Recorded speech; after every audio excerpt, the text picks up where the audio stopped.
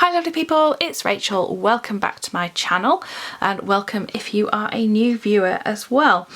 You're joining me for the second part of an April little mini series on these Abide Bible journals, which are from Thomas Nelson. Now I'll pop a link up here if I remember correctly to send you to the initial kind of sharing of the box of journals that I was sent by Thomas Nelson.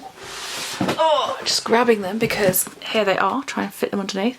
I have the writings, which is from Judges through to Proverbs.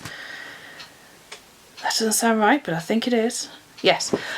So a fairly chunky section of the Old Testament really, and I decided to do a one book study for my kind of April Bible study, but also for my sort of testing these out and really getting into them. So I chose the book of Joshua, and you can see there the gold foil embossing of the image there. Of the walls tumbling down. And I have been using the She Reads Truth app, and I've been using this daily, and there is a study on the book of Joshua. So I did purchase the plan, but you can get it for free if you access it just on their website. But I decided to purchase it because then I've just got it in one place. I think it's about like £1.99. You know, it's not a lot, and I just felt it was worth doing. So the She Reads Truth app is absolutely fabulous because it does have all of your readings and a devotional and community comments all in one place. And as you see, I'm on a grace day today anyway, so that's quite nice. And then you get like a weekly truth, and that was the point where I thought that I would probably try art journaling a little bit more in here. So let me show you where we're up to. First thing I did with this was train it to lie flat, which all you have to do is kind of just go through page by page either side and get it to lie, yeah. And then the next thing I did was to do a few ink tests and pen tests. Now I have tested a few things. You can see there I've tested out Papermate Flares, some fairly dark diamine inks, Graphics Line Maker, the pen, a Tombow Feud and an EC marker. So all fairly standard things. I also tested these highlighters because this is what I tend to have to hand in my kind of I don't want to call it a morning basket because it really isn't, but I have a storage basket that hands like my journal and some pens and my Bible plan and usually, you know, the odd bar of chocolate and other things in there. Anyway, you can see there that we have got virtually no bleed through or ghosting, apart from the Tombow Feud very slightly and the Papermate Flare, which I am quite heavy-handed and it's quite an inky one. So I was really happy because it meant that I could carry on using my fountain pen, which is, I'm using a Lamy fountain pen at the moment. I think this is a Lamy Studio in Aquamarine, and I have a medium nib. I do have a broad as well, which I quite like, and I've got Diamine Arctic Blue ink in there, which is a shimmery one. So off I went, and I did have a little read through the how to use the journal and the different things they've got in, of the prompts and what have you, and I did find it quite interesting reading about the actual translation, the New English translation, because something that I was really struck by is the fact that it's been, every working draft, it says, was made publicly available on the internet so that Bible scholars, ministers, laypersons from around the world could review it and log their comments and suggestions and stuff around translation, which I thought was absolutely brilliant.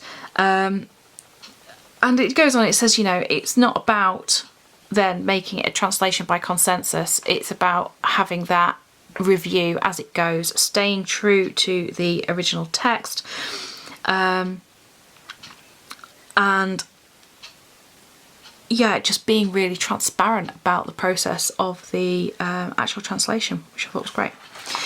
Anyway, I really like having, when I am reading through a section of scripture, this is something I did last year when I did Bible in a year, is actually looking for specific things. So in this one, I've used a few of these colours. I'm looking for who God is, you know, anything about the characteristics or character of God, any promises, commands and instructions, because there's a lot of them in Joshua, and anything else. And you can see there that I did not let my ink dry before I turned the page, so this paper did need a little bit more drying time. And then I've gone through and I've just been as I've been reading, I've been highlighting with those things in mind. I've then been putting in some notes, reflection and things about the passage, using some of these prompts and also the devotionals from She Reads Truth, but actually more using these.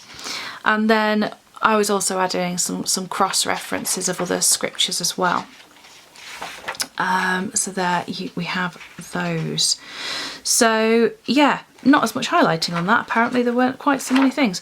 It was a bit more sort of narrative really. And we've got some more here, and again I was highlighting little notes in the actual kind of prompts, which I thought was really interesting, and I've just found that quite useful. So that is as far as we've got in the study at the moment. I